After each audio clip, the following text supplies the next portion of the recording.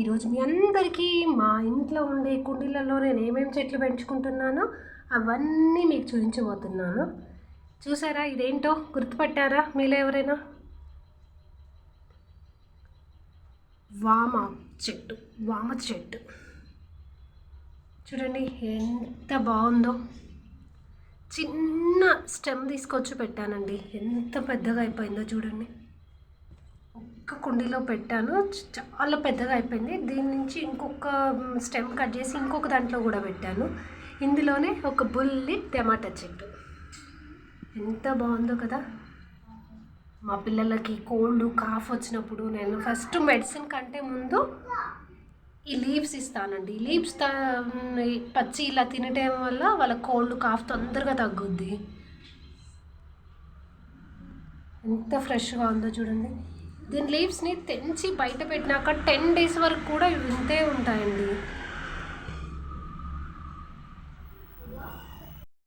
మనం ఇంకొక కుండీలో మెంతికూర చూడండి.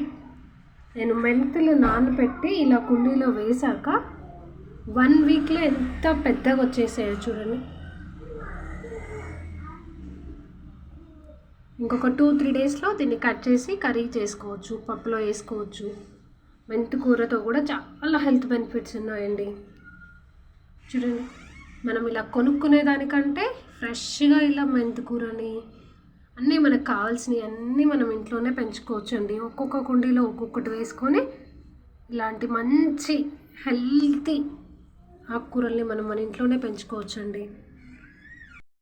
చెప్పాను కదా, ఇంకొక చిన్న స్టెమ్ తీసి ఒక కుండీలో ఇంకొకటి పెట్టానని వామాకుది.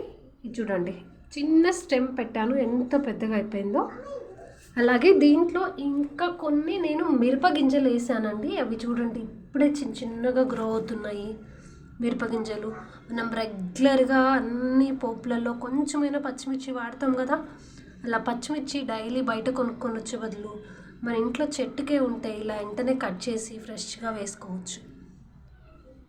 చూడండి ఇప్పుడే చిన్న నేను ఓన్లీ ఎండుమిర్చిలో నుంచి తీసి ఇలా కొన్ని సీడ్స్ ఇక్కడ వేసాను. అవి వస్తాయా లేవా అని. చాలా మంచిగా వచ్చాయి చూడండి. ఇంత బుల్లి చెట్లు చాలా బాగున్నాయి కదా. ఇందులో పాలకూర వేసానండి, ఇంకా రాలేదు. నేను వేసి 2 days అయింది. ఈ కుండీలో మొత్తం పాలకూర గింజలు పెట్టాను. పాలకూర వచ్చాక మళ్ళీ ఇంకొక వీడియో చేసి మీ అందరికీ చూపిస్తాను. పాలకూర గింజల్ని మనం మట్టి మొత్తం పొడిగా ఉన్నప్పుడు పొడిగా ఉన్న మట్టి మీద ఈ పాలకూర సీడ్స్ వేసుకొని పైనుంచి ఒక లేయర్ కొంచెం మట్టి వేసుకోవాలండి. అలా రోజు మార్నింగ్ ఈవినింగ్ కొన్ని వాటర్ పెడుతుంటే వస్తాయి. మీకు పాలకూర సీడ్ చూపించాను, ఇదిగో చూడండి. ఇది పాలకూర సీడ్. ఇలా రోజు కొన్ని వాటర్ వేస్తుంటే ఇది కొంచెం లేట్గా వస్తుందండి పాలకూర. ఆ మెంతికూర కట్ చేసి వాడుకునే లోపు మళ్ళీ పాలకూర వచ్చేస్తుంది అది.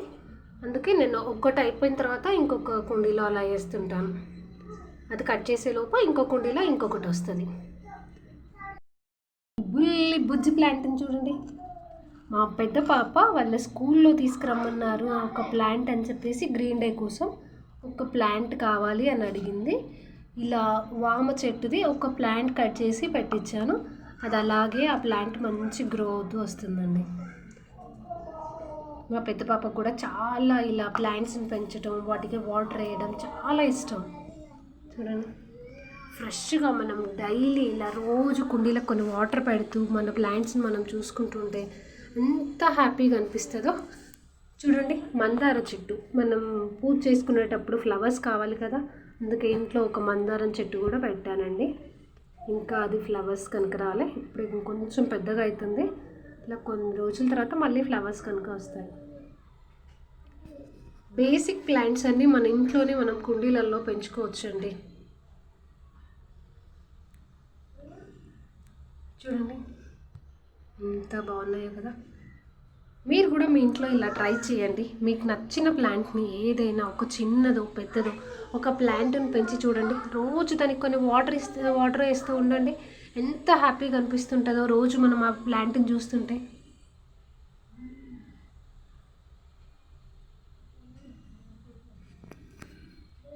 చాలా బాగున్నాయి కదా, ఫ్రెష్గా అప్పట్లో పుట్లో మనం కట్ చేసుకొని వేసుకునేవి.